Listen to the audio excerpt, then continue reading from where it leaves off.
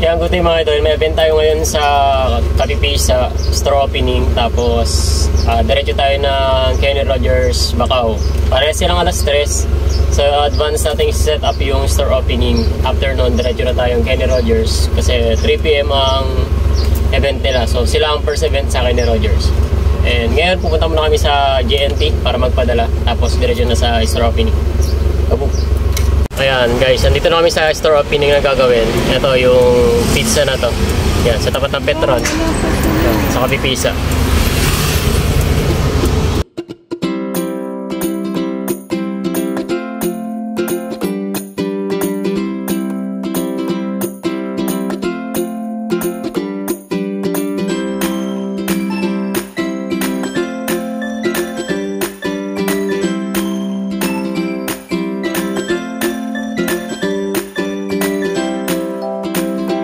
Kaya mga idol, tapos na kami dito sa ano ba to?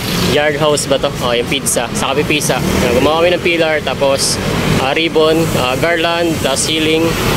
Yan. Dito siya matatagpuan sa may Petron. Yan yung Petron, kanto ng Kapipisa. Tapat niyan, ito mismo. Yan. Yung shop na to. Open nila ngayon.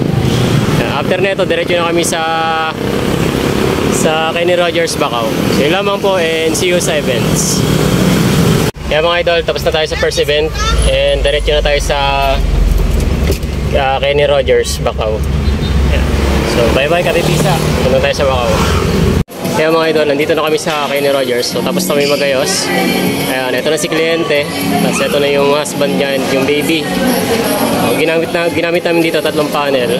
Isang souvenir stand, backdrop, tapos extra table. So ito siya, pinaka-garland namin.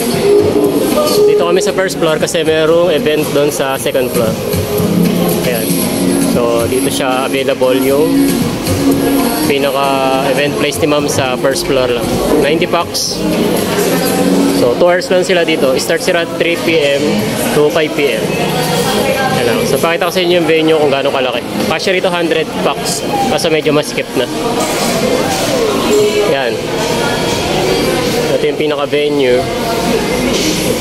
Yan. Hindi kami makapaglagay ng ceiling kasi medyo sensitive si Kenny Rogers.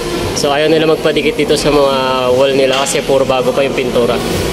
And naglagay kami dun sa pintuan ng welcome pillar. Dalawa siya. So ito yung pinakalikod. Pagka nasa likod kayo, ito yung pinakalikod ng backdrop namin. Yan siya.